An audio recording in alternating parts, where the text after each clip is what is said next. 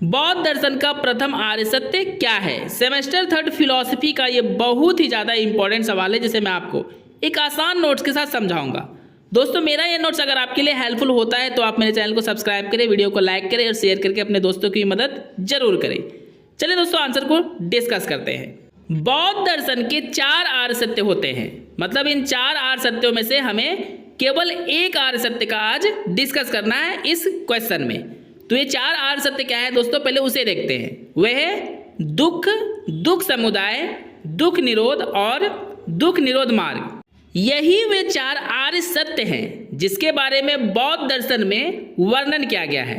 मतलब बड़ा आसान सा है दोस्तों। भगवान बुद्ध ने बौद्ध दर्शन में मतलब अपने उपदेशों में जो 4 आर्य सत्यों का वर्णन किया है वह है दुख, दुख समुदाय, दुख निरोध और दुख निरोध का मार्ग। और दोस्तों, इन चारों में से जो पहला आर्य सत्य है वह है दुख।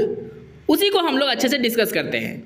बौद्ध दर्शन का प्रथम आर्य सत्य दुख है, जैसा कि मैंने आपको ऑलरेडी बता दिया है। इस सत्य का सीधा सा मतलब यह है कि इस संसार में दुख के सिवा और कुछ भी नहीं है। मतलब प्रथम आर्य सत्य में बताया गया है बिल्कुल स्पष्ट रूप में कि इस संसार में सभी जीव जंतुओं को जन्म लेते ही दुखों का सामना तब तक करना पड़ता है जब तक मौत ना हो जाए, और मौत के समय भी दोस्तों दुख का ही सामना करना पड़ता है। तो इसलिए इस आर्य सत्य में केवल दुख के बारे में ही बताया गया है। जन्म लेते ही दुख की शुरुआत हो जाती है जो मरने तक भी समाप्त नहीं होती। बुद्ध ने दोस्तों ऐसा इसलिए कहा क्योंकि जन्म लेते समय भी हमें बहुत ज़्यादा दुखों का और कष्टों का सामना करना पड़ता है और मरने पर भी उसी प्रकार के दुख और कष्ट का सामना करना पड़ता है।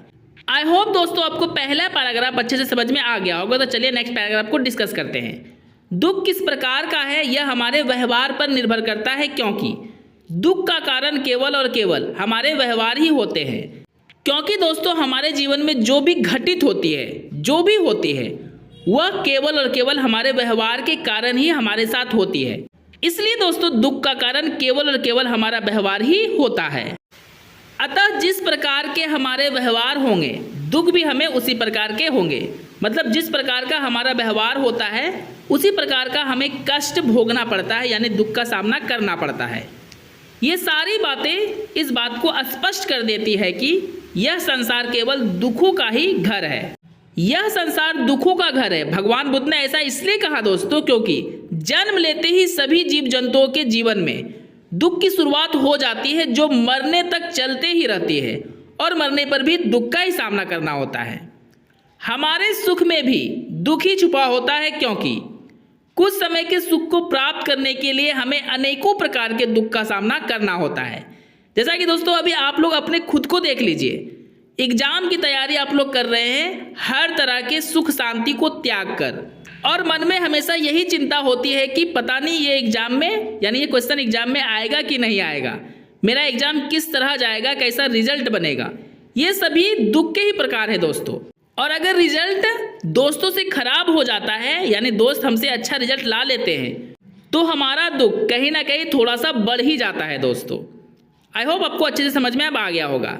ऐसा भी अनुभव किया जाता है कि जो सुख हमें अभी प्राप्त हुआ है वह कहीं समाप्त ना हो जाए, यह सोचकर भी हम दुखी हो जाते हैं। मतलब जिस मोमेंट को दोस्तों हम लोग एंजॉय कर रहे होते हैं तो मन में कभी न कभी अचानक से ख्याल आता है कि कहीं ये जो एंजॉयमेंट का समय है समाप्त ना हो जाए, और ये सोचकर भी हम लोग दुखी हो ही जाते हैं। काम, क्रोध, लोभ, मोह, जन्म, मरण, रोग, ये सभी दुखी होते हैं। मतलब ये सभी दुख के कारण होते हैं दोस्तों, जो हमें दुखी कर देते हैं। दोस्तों मेरा ये नोट्स अगर आपको समझ में आया हो तो कमेंट करके जरूर बताएं, और आपको इसी तरह के इजी नोट्स चाहिए तो सब्सक्राइब करके जुड़ जाए मेरे चैनल के साथ। वीडियो को लाइक करें और शेयर करके अपने फ्रेंड्स की भी मदद जरूर करें।